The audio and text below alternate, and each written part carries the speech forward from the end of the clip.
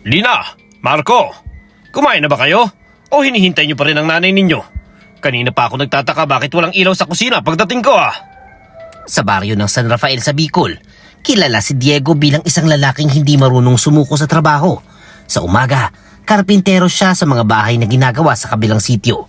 Sa hapon naman, kargador sa palengke.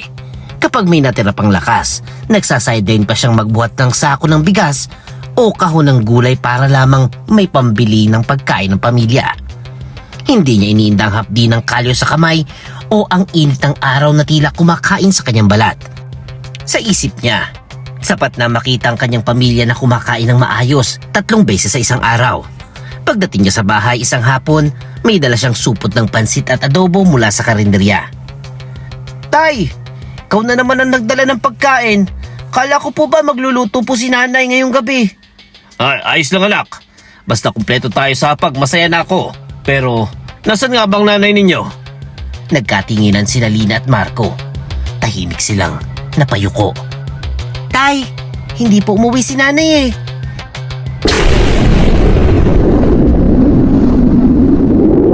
Kuya Bangis.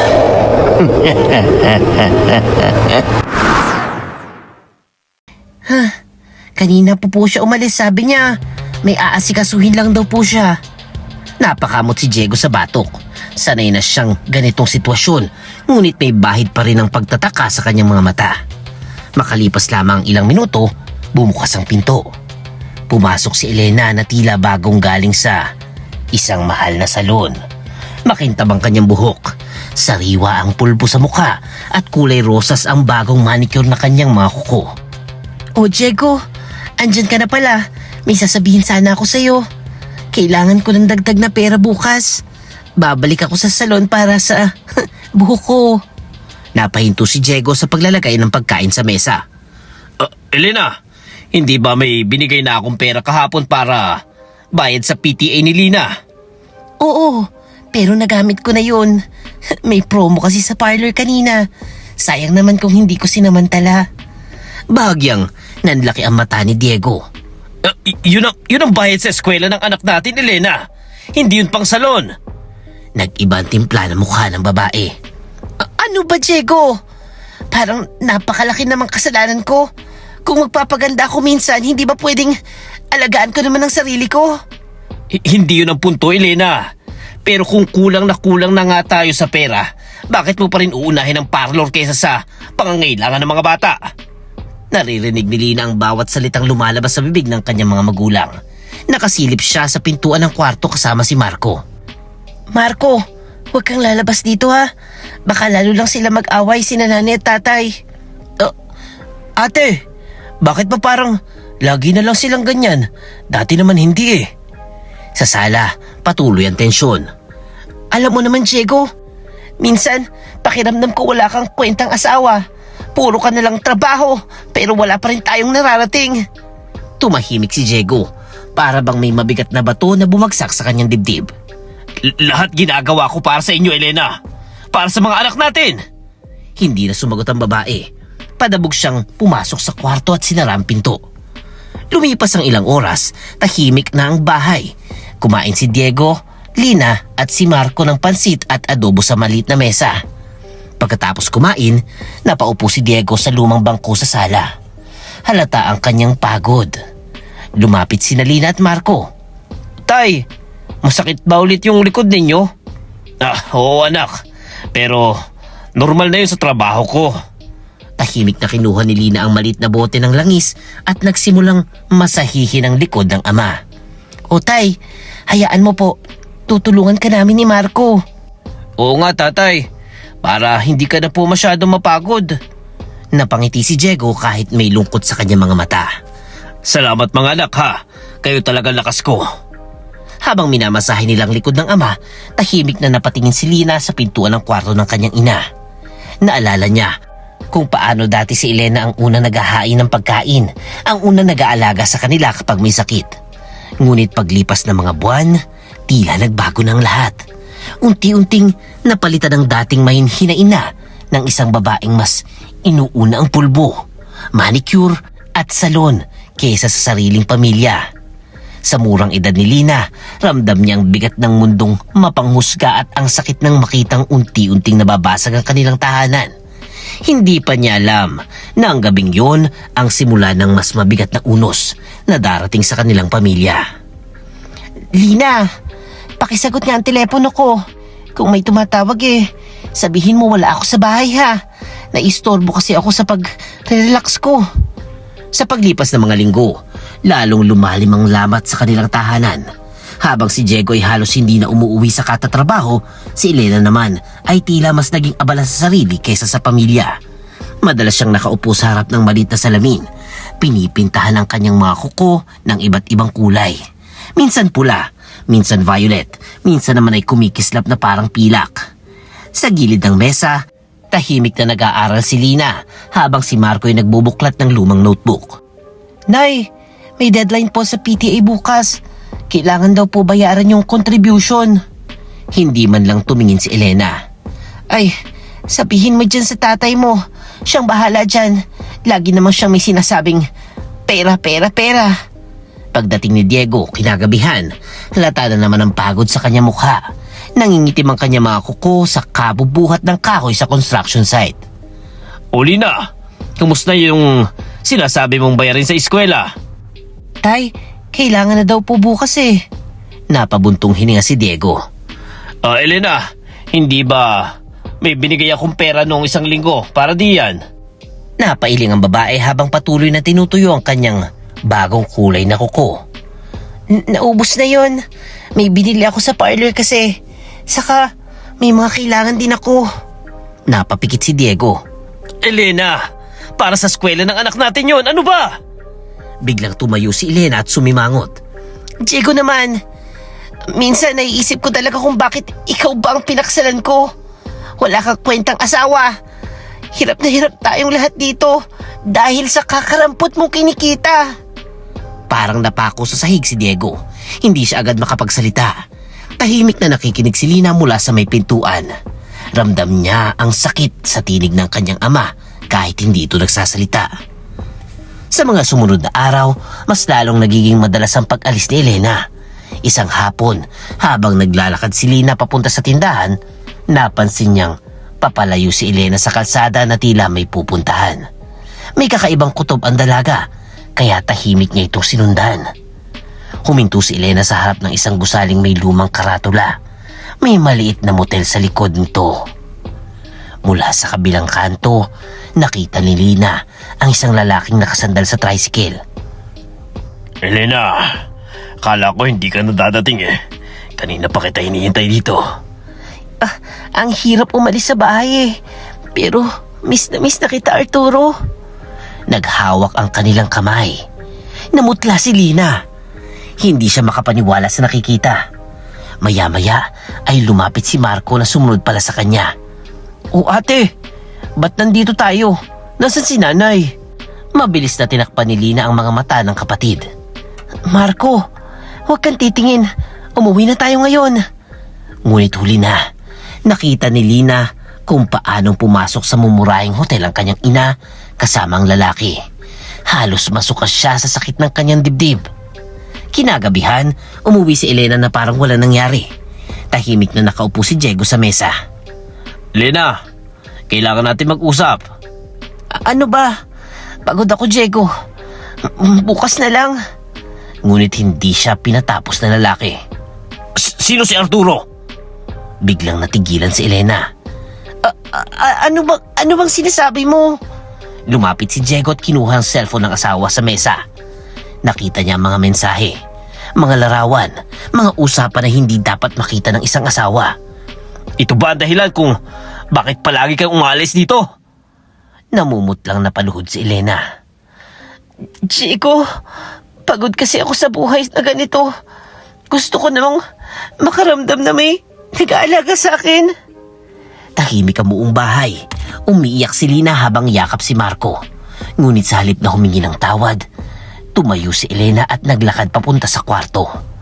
Makalipas ang ilang minuto, lumabas siya na may dalang bag. Kinuha niyang maliit na alkansya na pinag-ipunan ni Diego.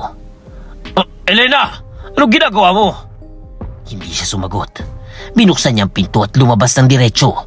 Sa labas, naghihintay si Arturo sa kanyang tricycle. Umiiyak si Nalina at Marco habang nakatingin sa kanilang ama. Tay, iiwan na ba tayo ni nanay? Lumapit si Diego at niyakap ang dalawang bata. Huwag kayong mag-alala mga anak. Kahit wala ng nanay ninyo hindi ko kayo papabayaan. Sa gabing yun, tuluyan nang umalis si Elena sa kanilang buhay.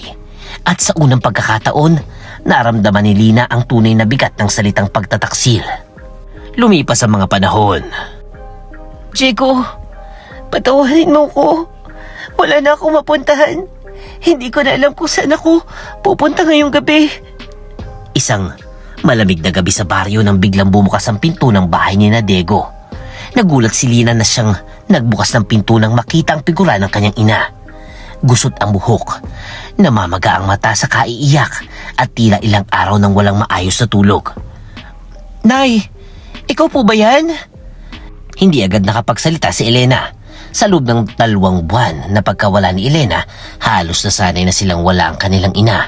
Ngunit sa sandaling yun, bumalik ang lahat ng alaala. Lumabas si Diego mula sa kwarto.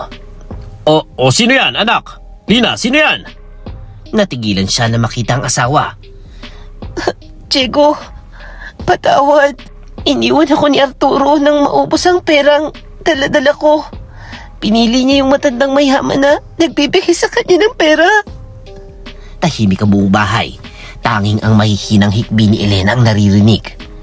Wala na akong mapuntahan, Diego. Kung hindi mo ko tatanggapin, matutulog na lang ako sa kalsada. Napatingin si Diego sa kanyang mga anak. Nakita niya ang halo-halong emosyon sa kanilang mga mata. Galit, lungkot at pag-asa. Huminga ng malalim ang lalaki. Pumasok ka muna, Elena. Pag-usapan natin to. Tahimik na, tumango si Elena.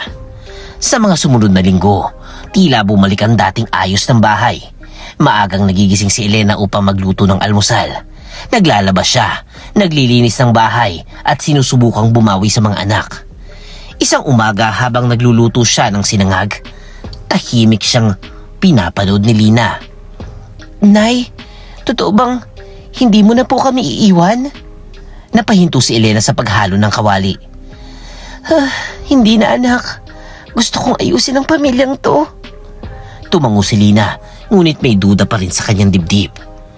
Ngunit tulad ng sinabi ng mga matatanda sa baryo, may mga ugaling mahirap baguhin. Isang araw, dumating sa bahay ang dating kaibigan ni Elena na bagong uwi mula sa ibang bansa. Hoy, Elena! May reunion kami ng mga barkada. Mamaya na yon. Sama ka naman! Minsan lang ako umuwi dito, no? Napangiti si Elena. Matagal na rin akong hindi nakakalabas pero... Sige, try ko pumunta. Pero sandali lang naman, ano? Sa handaan na yun, nakilala ni Elena ang isang lalaking tahimik ngunit maporma. Uy, ako nga pala si Lucas. Driver ako ni Joy. Ako naman si Elena. Nagsimula yun sa simpleng usapan. Ngunit kinabukasan, nagkaroon ng chat sa cellphone. Hanggang sa araw-araw na silang nag-uusap. Isang gabi, lumapit si Elena kay Diego. Diego, may overnight gathering daw ulit yung mga barkada ko. Pwede ba akong sumama? Napaisip si Diego. Pwede naman pero isama mo si Lina para may kasama ka, ha?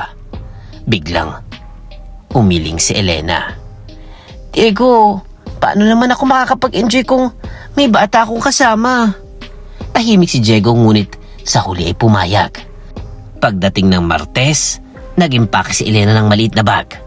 Pagdating ni Diego mula sa trabaho kinagabihan, napansin niyang walang tao sa kusina. Lina, nasaan ang nanay ninyo? Tay, umalis po kanina. Sabi niya, babalik daw po siya bukas. Ngunit kinabukasan, wala pa rin si Elena.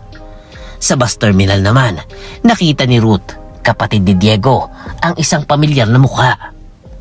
Ha? Si Elena ba yun? Napatigil siya nang makita ang hipag na sumasakay sa isang kotse kasama ang isang lalaking hindi niya kilala. Agad siyang tumawag kay Diego. Kuya, nakita ko ata si Elena sumakay sa kotse ng isang lalaki dito sa terminal.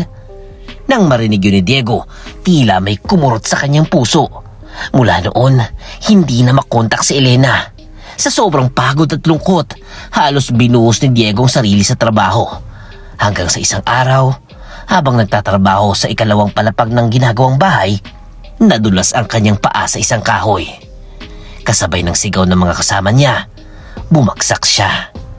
Mabuti na lamang at nasalo siya ng mga scaffolding, ngunit napilayan ang kanyang paa. Sa ospital, si Ruth ang kanyang kapatid ang nag-alaga sa kanya. Sa bahay naman, sina Lina at Marco ang tumutulong sa pagtitinda kay Ruth sa terminal. Samantala, sa kung saan mang lugar naroon si Elena, patuloy siyang nagpapakasaya sa piling ng bagong lalaki. Hindi niya alam na sa bawat araw na lumilipas, unti-unti ring nasisira ang pamilyang iniwan niya. Hanggang kailan ba to, kuya? Hanggang kailan ba pagdurusa ang sarili mo? Dahil dyan sa babaeng paulit-ulit kang niloloko. Lumipas ang mga araw na tila mabagal ang paggalaw ng oras sa bahay ni na Diego. Nakahiga siya sa lumang kama. Nakasaklay ang paa at halos hindi lumalabas ng bahay. Minsan, tahimik lamang siyang nakatingin sa kisame, para bang may naiisip na hindi niya masabi. Si Lina at Marco, maagang gumigising upang tumulong sa pagtitinda ni Ruth sa terminal. Isang hapon, habang nagbibilang ng sukli sa maliit na mesa ng tindahan, napansin ni Ruth ang isang pamilyar na mukha na naman sa kabilang kalsada. Napasinghap siya. Hindi ito maaari. Sa di kalayuan, malinaw nang nakita si Elena. Naka-summer dress ito at nakahawak sa braso ng isang lalaking hindi niya kilala. Si Lucas. Masaya silang naglalakad papunta sa isang beach resort sa gilid ng bayan. Biglang, kumulo ang dugo ni Ruth. Sa isip niya, sariwa pang imahe ng kanyang kapatid na nakahiga sa kama. Pilay at halos mawalan ng pag-asa. Hindi ito tama. Hindi pwedeng ganito na lang ang mangyayari. Kinagabihan, tahimik siyang naglakad papunta sa gilid ng baryo kung saan nakatayo ang isang maliit na kubo na napapalibutan ng halamang gamot. Doon, nakatira ang matandang kilala sa buong lugar, si Tatay Berto. Paglapit niya sa pintuan, bumungad ang mahinang liwanag ng lampara. Pumasok ka, iha! Alam kong mabigat ang dinadala mo sa puso. Nagulat si Ruth. Lolo, may alam po ba kayong paraan upang pahirapan ang babaeng yun? Tahimik na napatingin ang matanda sa kanya. Ang hinihingi mo ay mabigat na bagay, iha. May dalawang landas sa ganitong gawain. Kulam o barang. Napakunot ang noo ni Ruth. Ano pong pinagkaiba ng dalawa? Ang barang ay mabilis ngunit malupit ang balik sa gumagawa. Ang kulam naman mabagal ngunit mas kontrolado natin. Hindi nagdalawang isip si Ruth. Kulam po ang gusto ko. Kulamin niyo siya. Mabagal na tumango si Tatay Berto. Ay kung ganon, makinig kang mabuti. Lumapit siya sa isang lumang lamesa kung saan nakapatong ang isang makapal na aklat na tila matagal nang hindi nabubuksan. Isulat mo ang buong pangalan ng babae sa pulang dahon ng saging. Pagkatapos ay basahin mo ang orasyon mula sa aklat na ito ng 3 ulit. Inabot niya ang isang maliit na garapon. Pagkatapos, ilagay mo ang papel sa loob nito kasama ang mga buhay na higad at isang bato mula sa bibig ng bulkang Bulusan. Nanlaki ang mata ni Ruth. Para saan po ba yun? Ang higad ang kakain sa kaluluwa ng konsensya niya, habang ang bato ng bulkan ang magsisilbing puso ng sumpa. Nagpatuloy ang matanda. Tuwing Biyernes, kailangan mong kantahin ang dasal ng mga ninuno at patakan ng pulot at durog na dahon ng asul. Nakamagong ang karapon para manatiling buhay ang kulam. Tahimik na tumango si Ruth. Kinabukasan, ginawa niyang ritual sa likod ng kanilang bahay. Sinulat niya ang buong pangalan ni Elena sa pulang dahon ng saging. Binasa niya ang orasyon ng 3 beses. At syempre, nilagay ang papel sa loob ng garapon kasama ang mga higad at maliit na bato mula sa bulusan. Hindi niya alam, habang siya'y umalis upang kumuha ng pulot sa tindahan, may nakakita sa garapon. Si Marco. Uy, Parang science project to ah. Inusisa niyang garapon. Napansin niyang may gumagalaw na higad sa loob. Napangiwi siya. Ang creepy naman ito. Lagyan ko nga ng ipis para mas interesting. Tumakbo siya sa likod ng bahay at nakahuli ng maliit na ipis. Isa-isa niya itong nilagay sa loob ng garapon bago isara muli ang takip. Nang bumalik si Ruth, hindi niya napansin ang ginawa ng bata.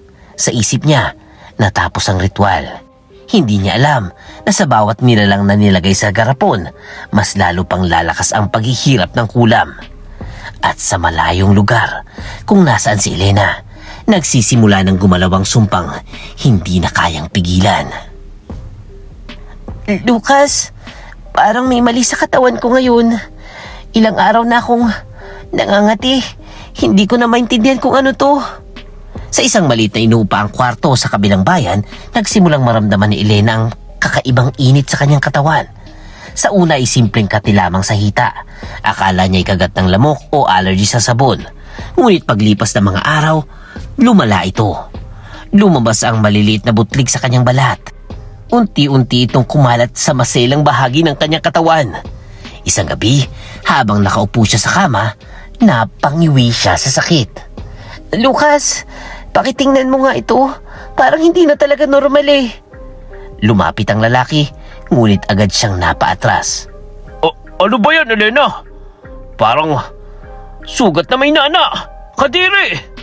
Sinubukan ni Elena gamutin ang sarili. Bumili siya ng pampahid sa butika.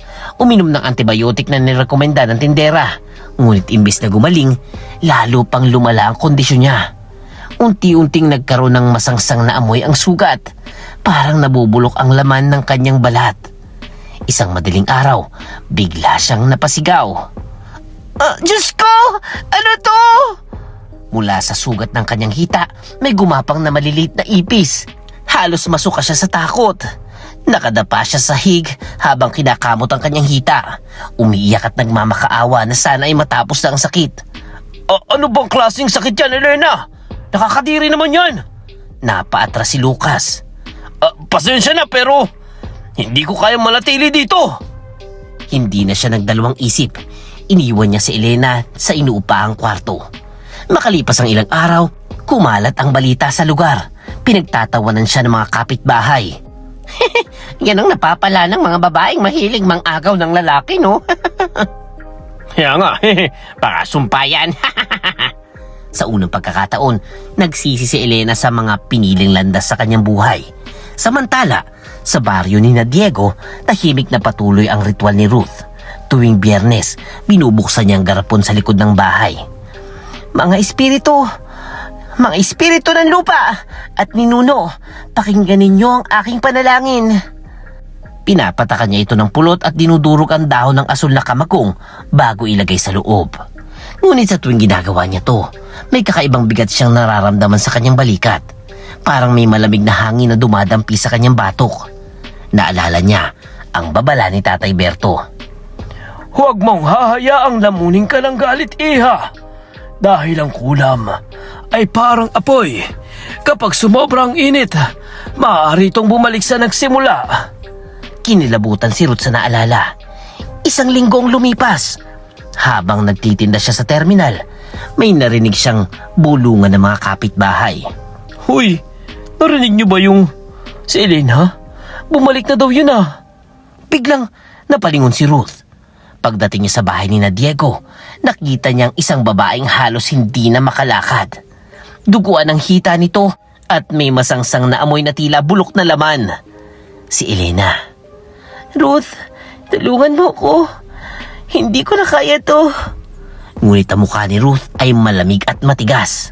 Ang kapal naman ng mukha mo, Elena. Kailan ka ba naging asawa sa kuya ko para tulungan ka namin? Para kang higad sa kakatihan. Biglang nag-init ang ulo ni Elena. Wala kang karapatang pagsalitaan ako ng ganyan. Sinampal niya si Ruth. Ngunit mabilis na sinalag ng babae ang kanyang kamay.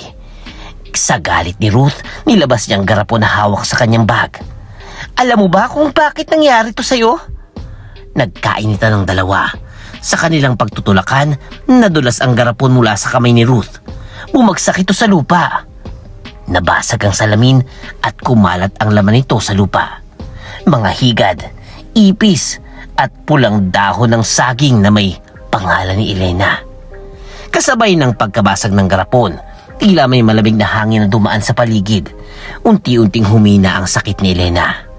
Ang kulam ay nagsimulang mawala. Ngunit ang sugat sa kanyang katawan at ang kahihiyan na naranasan niya ay sapat na upang maging iwan ng marka sa kanyang buhay. Isang marka na hinding-hindi niya makakalimutan. Diego, pakiusap, patawarin mo ako. Hindi ko na talaga alam kung saan ako pupunta. Kung hindi mo ko tatanggapin ngayon, saan ako? Sa labas ng bahay ni na Diego, nakaluhod si Elena sa lupa. Halos hindi na siya makatayo sa sakit at kahihiyang dinanas sa mga nakarang araw. Ang kanyang buhok ay magulo, ang mukha ay namumula sa kaiiyak at ang mga sugat sa kanyang hita ay nakabalot ng maruming tela. Lumabas si Diego mula sa pintuan, nakasaklay at bahagyang nakayuko ang katawan. Halatang ang panghihina ng kanyang katawan matapos ang aksidente sa trabaho. Tahimik siyang tumingin kay Elena. Elena, bakit ka pa ba bumalik? Humahagulhol ang babae. Wala na ako mapuntahan. Iniwan din ako ni Lucas. At kinakahiya na rin ako ng mga kapatid ko, Diego. Patawarin mo na ako, please. Sa gilid ng pintuan, nakatayo sina Lina at Marco. Pareho silang tahimik ngunit makikita sa kanilang mga mata ang sakit ng mga nakaraang buwan. Lumapit si Ruth sa tabi ni Diego. Kuya, huwag mong kalimutan ang lahat ng pinagdaanan ninyo gawa niyan. Napatingin si Diego sa kanyang kapatid. Tuwing gabi, umiiyak ang mga bata dahil sa wala silang nanay. Sa eskwelahan, binubuli sila dahil paulit-ulit silang iniiwan. Napayuko si Lina habang hawak ang kamay ni Marco. Tay, okay lang po kami kahit wala na po si nanay. Tahimik na napapikit si Diego. Sa kanyang isip ay bumabalik ang lahat ng alaala. Ang mga gabing walang pagkain, ang mga araw na nagtatrabaho siya hanggang madaling araw, at ang aksidenteng nagpilay sa kanyang mga paa. Huminga siya ng malalim. Dahan-dahan niyang lapitan si Elena.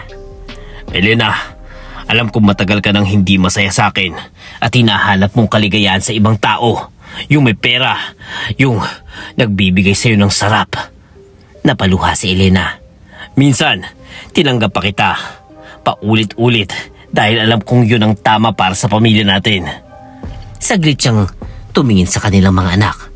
Pero ngayon, kailangan ko ng bigyang respeto ang sarili ko. Napatingin si Elena sa kanya na parang nawala ng pag-asa. Pinapalaya na kita, Elena. Tahimik ang paligid. Maaari mong dalawin ang mga anak natin kung gusto mo, pero hindi na tayo magsasama bilang mag-asawa. Parang gumuho ang mundo ni Elena sa narinig. Napahagulhol siya sa lupa.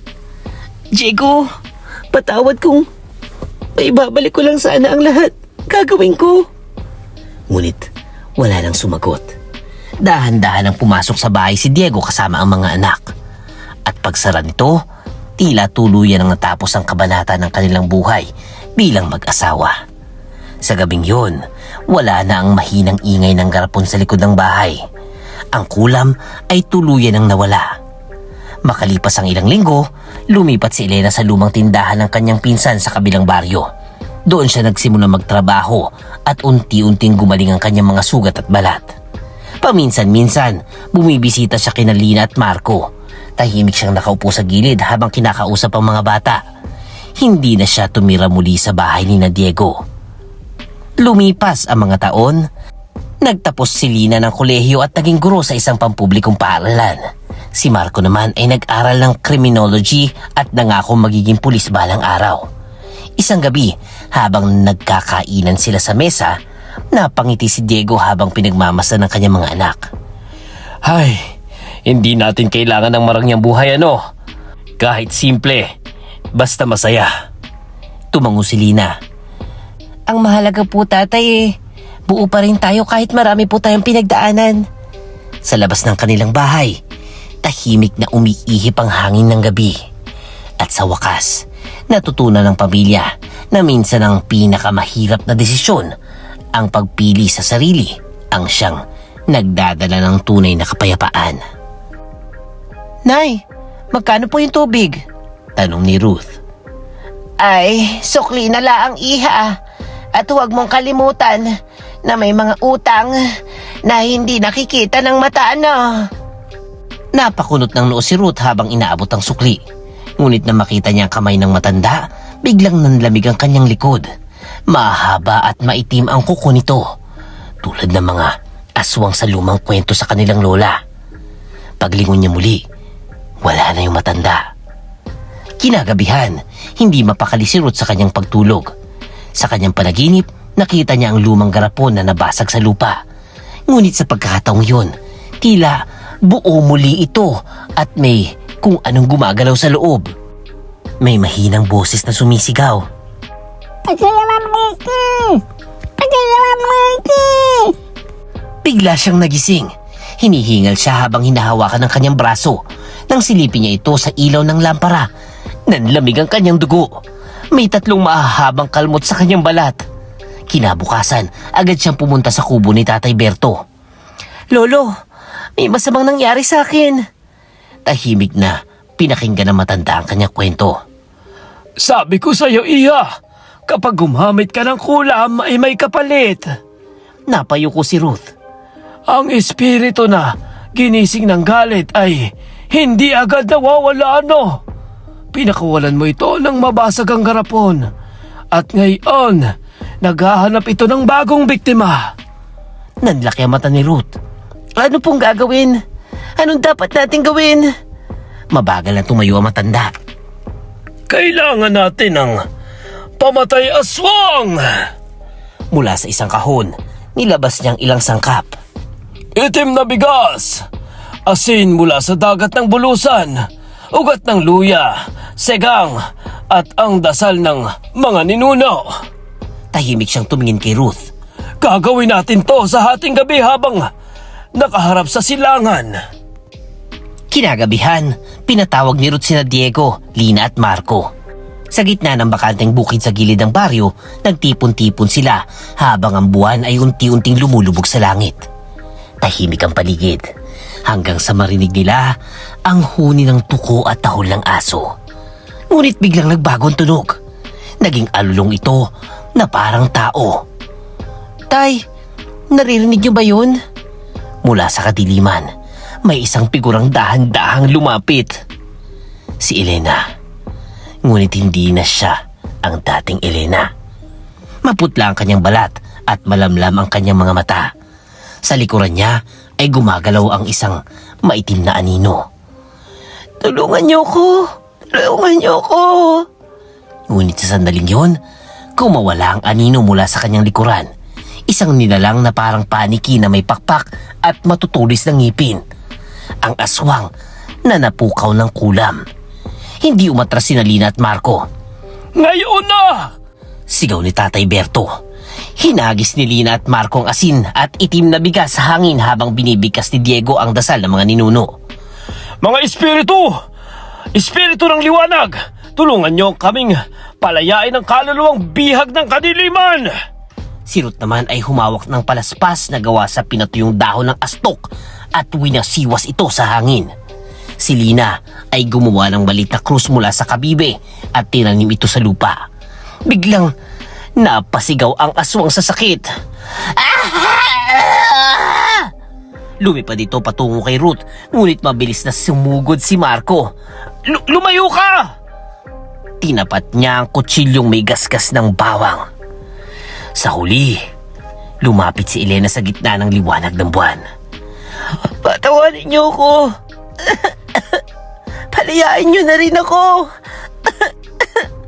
Habang tumutulo ang kanyang luha, tila nang hina ang anino sa kanyang likuran.